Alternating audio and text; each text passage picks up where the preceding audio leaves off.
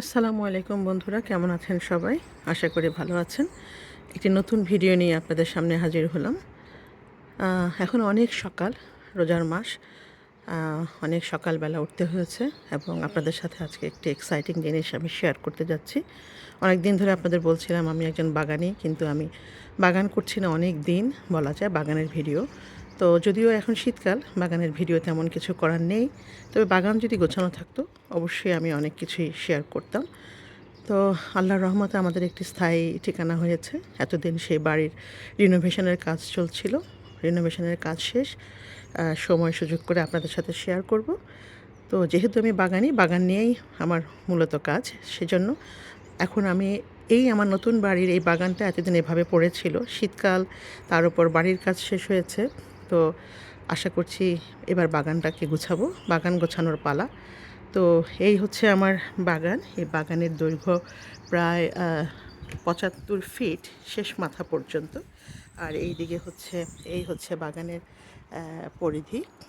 তো জাস্ট আগের বাসা থেকে আমার গাছপালা আমি এনে কোনো রকমে ফেলে রেখেছি এখানে। শীতকালে এমনি গাছের পাতা থাকে না, যে কারণে দেখতে আরও অসুন্দর লাগছে। তবে বাগানটাকে গুছাবো, গুছানোর আগে এই বাগানের কি দশা সেটা আপনাদের সাথে একটু শেয়ার করছি। এই বাগানটা নিয়ে আমার অনেক পরিকল্পনা আছে। যেহেতু এতদিন ভাড়া বাসায় ছিলাম, কোনো পরিকল্পনা কার্যকর করা যায়নি, শুধুমাত্র গাছ লাগিয়েছি। তো যেহেতু আল্লাহ তাআলা নিজের একটি ছোট্ট ঠিকানা দিয়েছে, তো এখন আশা করছি নিজের মতো করে বাগানকে সাজাবো। তো নিজের মনের মতো করে সাজাতে গেলে আসলে সামর্থ্যেরও প্রয়োজন আছে। তো আল্লাহ তাআলা যতটুকু সামর্থ্য দিয়েছেন তা দিয়ে ধীরে ধীরে চেষ্টা করব। তো আজকে আমার বাগানের কিছু কাজ শুরু হবার কথা। যারা কাজ করবে তারা আসছে অন দ্য ওয়ে। তো ভাবলাম বাগানটা পরিবর্তন হয়ে যাওয়ার আগে বাগানটার একেবারে আসল রূপটা ভিডিও ধারণ করে রাখি, তাহলে কি হবে যে ভবিষ্যতে দেখতে পারবো কি ছিল আর আমি কি পরিবর্তন করেছি আল্লাহর রহমত নিয়ে। তো সেটা শেয়ার করার জন্য আপনাদের জন্য এই ভিডিওটা বানানো। আর এখানে কিছু নোংরা দেখতে পাচ্ছেন, অগোছালো কিছু জিনিস পড়ে আছে। এগুলো বাড়ির কাজ যখন হয়েছিল বিল্ডাররা অনেক কিছুই ফেলে গিয়েছে, আসলে এতটা অগোছালো ছিল না।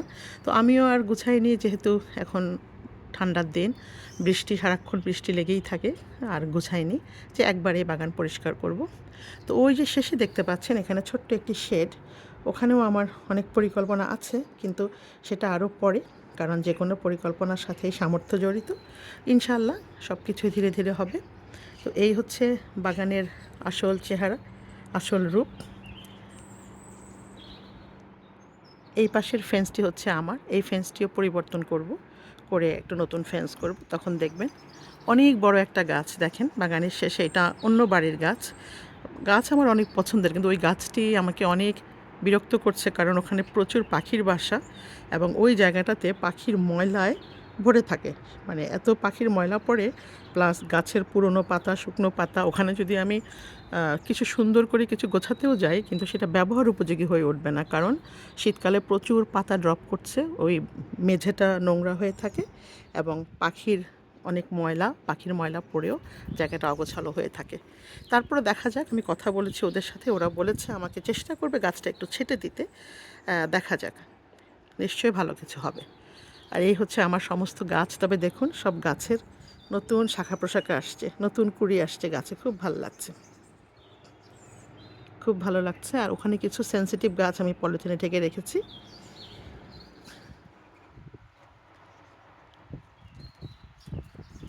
তো এই তো বন্ধুরা, এই হচ্ছে আপাতত বাগানের চেহারা। এটাকে আমি আপনাদের সাথে প্রতিদিন শেয়ার করব কতটুকু কাজের অগ্রগতি হয়। ভালো থাকবেন সবাই, দোয়া করবেন আমি যেন কাজটা সহি সালামতে শেষ করতে পারি।